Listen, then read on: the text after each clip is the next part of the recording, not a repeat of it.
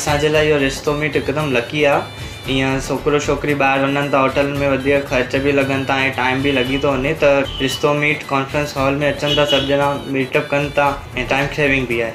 असां जीअं आयासीं, असांजो कमु थी 8 ॾींहंनि में, त हिते जेके अचनि था उन्हनि जो बि तकिड़ो कमु सुठो थी वञे ऐं सिंधियुनि जो सिंधियुनि सां थिए त ॾाढो सुठी ॻाल्हि आहे। रिश्तो.com सिंधियुनि जो सिंधियुनि सां ऑनलाइन सिंधी मैट्रिमोनी। नमस्कार, मैं राजेश दलवानी, आप देख रहे उल्लास लाइन बुलेटिन। शहर की ताज़ा खबरें देखने के लिए हमारे न्यूज़ चैनल को जरूर सब्सक्राइब करें। सम्मानीय, आज जो पत्रकार परिषद जिन्होंने लिया है, पहला वो पत्रकार परिषद कौन से पार्टी से लिया था।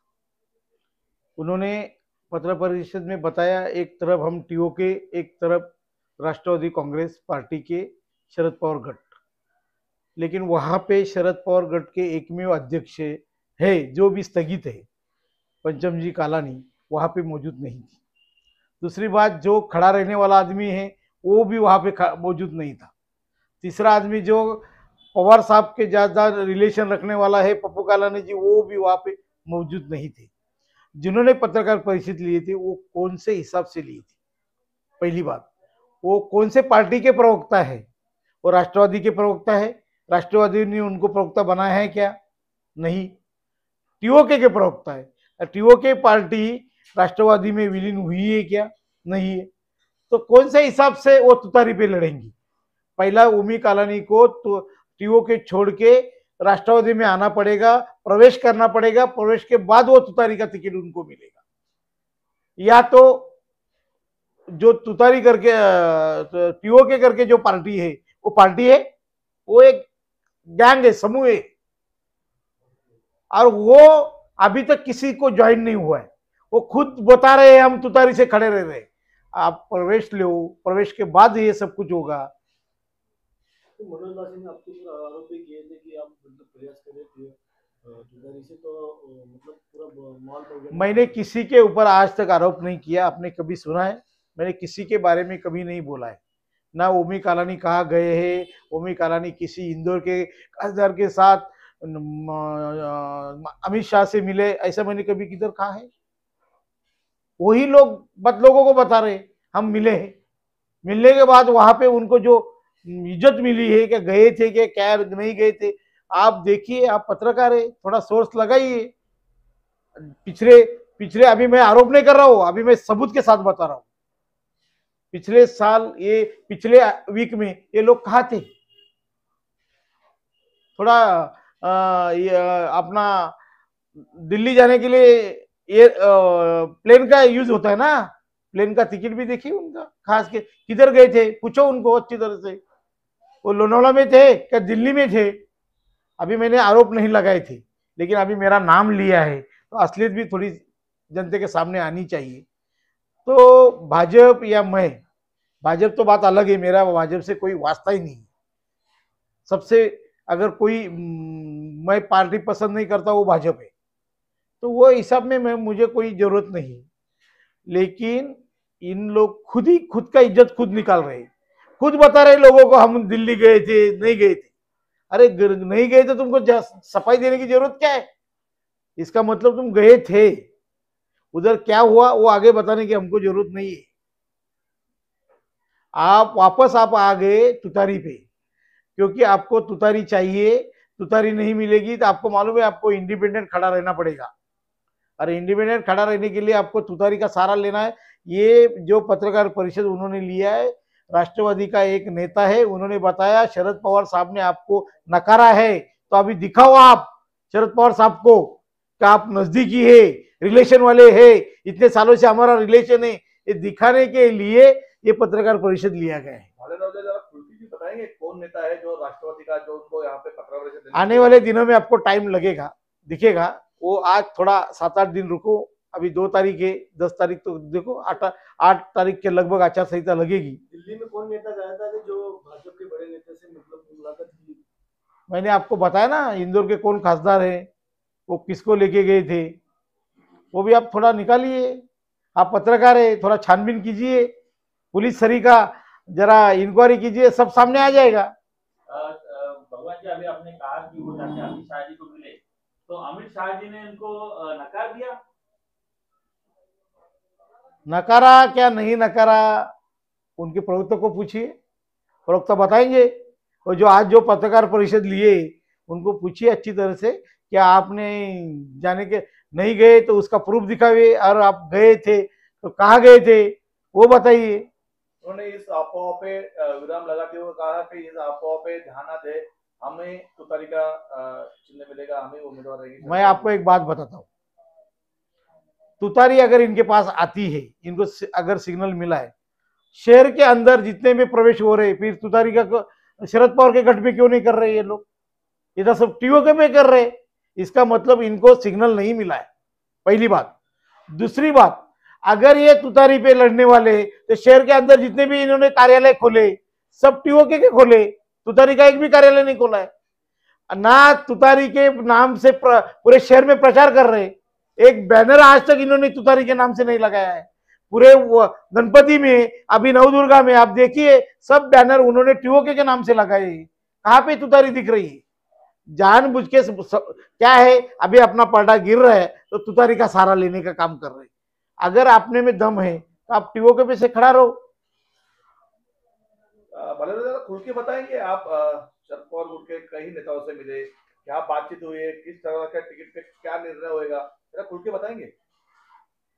देखो, मैंने आरपीआई, मेरे को आरपीआई से निकाला है, मैंने राष्ट्रवादी में कई नेताओं के साथ बैठकें की है, उनसे बातचीत की, तभी मेरे ऊपर कार्रवाई हुई और मैं राष्ट्रवादी में ही जाने वाला हूँ, ऐसा लगता है मुझे। आगे चल के तुतारी का टिकट मुझे मिलेगा, अभी आने वो बोलने दो सामने। अभी मैं क्या बोल रहा हूँ, 8 दिन रहने दो, आपको सामने आ जाएगा। मैंने मेरी प्रवेश की तैयारी भी की है, आपको दिखेगा।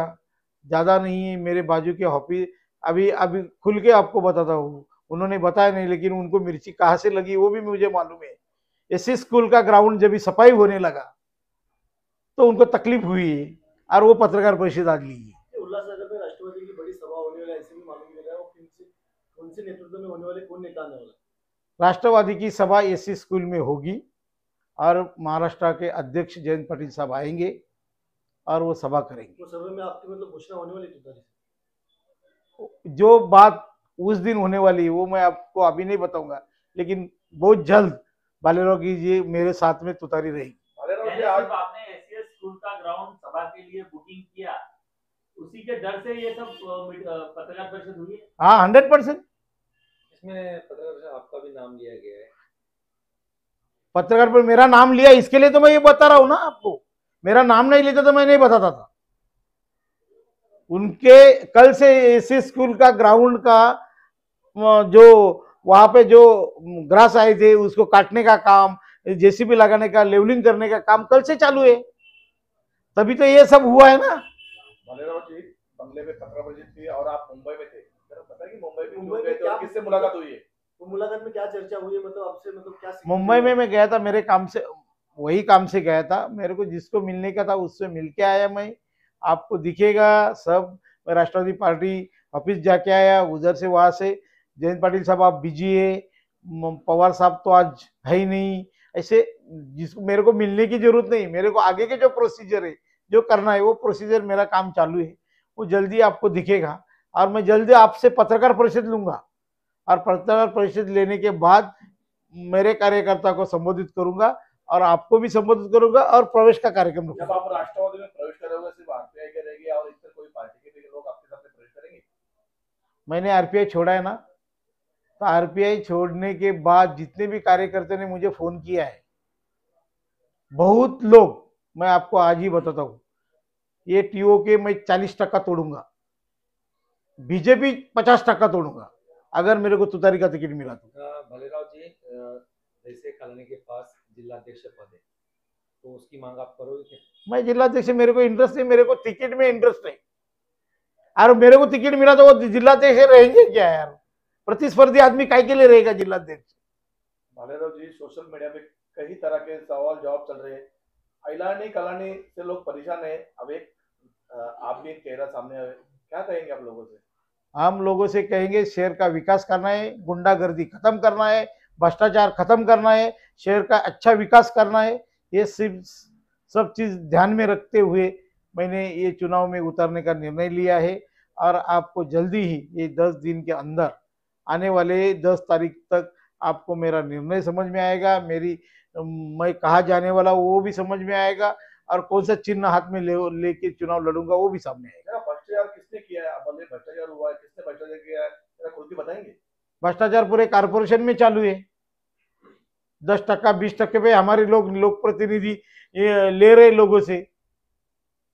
वो कोई भी उधर से निधि आता है तो 10% जमा करो, 15% जमा करो, 20% जमा करो। ये क्या है? अभी जो इतने जो बॉडी नहीं रहने के बाद में जो 2 साल से जो 2-2.5 साल से जो चल रहा है उसको अंकुश लगाना बहुत जरूरी है। नहीं तो ये जो लोगों का टैक्स का पैसा है वो गलत हाथों में जा रहा है, और गलत हाथों से गलत ठेकेदार चुने जाते हैं, और गलत ठेकेदार काम ही नहीं करते। आज ने देखा होगा आपने, डांबर के 2 टेंडर अभी ये रास्ता भरने के किए, किधर रास्ते भरे आपने? आज भी देखो शहर का रास्ते वैसे ही है। ये सब बहुत मायने रखता है। जनता का पैसा है, उसका सदुपयोग होना चाहिए और ना दुरुपयोग होना चाहिए। आने वाले दिनों में आपको दिखेगा ये सब चीज इलेक्शन में आएगी, और एक से एक सब पत्ते हम खोलेंगे। एक चर्चा शहर में चल रही है कि आपको राष्ट्रवादी में लाने के बाद में आपको टिकट नहीं दिया जाएगा, आपका मतलब पूरा करियर बर्बाद करने का उनका ऐसा मकसद है। इसके ऊपर आप क्या कहेंगे? देखो, भगवान भालेराव एक ज्वालामुखी है, ये आप सब लोगों को मालूम है अच्छी तरह से। और भगवान भालेराव को टिकट नहीं मिलेगा तो जो मेरे को ऐसा सोच रहा है वो आमदार नहीं बन पाएगा। उसको आमदार बनने का अगर ख्वाब है तो भालेराव एक ज्वालामुखी है, ये समझ के लिए चलो। निवडणूक मी लढणार, 100% लढणार। अपक्ष की पक्षाचे चिन्ह तुम्हाला दिसेल तुतारी चिन्हावरच मी निवडणूक लढणार। पण नाही भेटलं तर बी प्लॅन काय? माझं बी प्लॅन काही नाही, माझं ए प्लॅनच आहे। भालेराव जी, आपने अभी तक कौन से चुनाव लड़े और कौन से महानगर पालिका के पद या मतलब हो गए, तो आप लोगों के सामने किस कामों का विकास लेके जाएंगे? मेरे वार्ड में आप देखो, मेरे वार्ड में आपने 10 साल पहले क्या हालत थी, यही था ना, इनके घर के पीछे का वार्ड था। इनके नगर सेवक थे राष्ट्रवादी के उस टाइम पे, इनको मानने वाले नगर सेवक थे।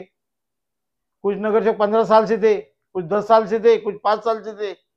आज देखो मेरे वार्ड में सब समस्या का निराकरण हुआ है। रास्ते का समस्या खत्म हुई है, नाली गटार की समस्या खत्म हुई है, लाइट की समस्या खत्म हुई, पानी की समस्या खत्म हुई है। सब आप देखो, मेरा वार्ड आके देखो, मेरे वार्ड में जो काम मैंने किया है उसके आधार पे मैं लोगों के पास जाऊंगा, शहर में विकास का नारा लेके चलूंगा और विकास करके दिखाऊंगा।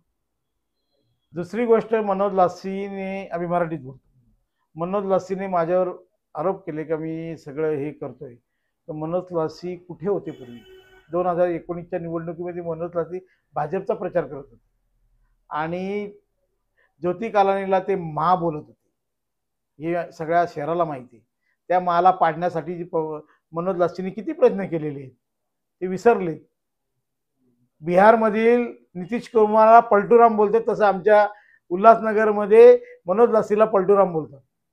मनोज लासी माझे चांगले मित्र आहेत, त्यांना माझा सल्ला आहे का तुम्ही दुसऱ्यावर आरोप करताना पहिले शहानिशा करा।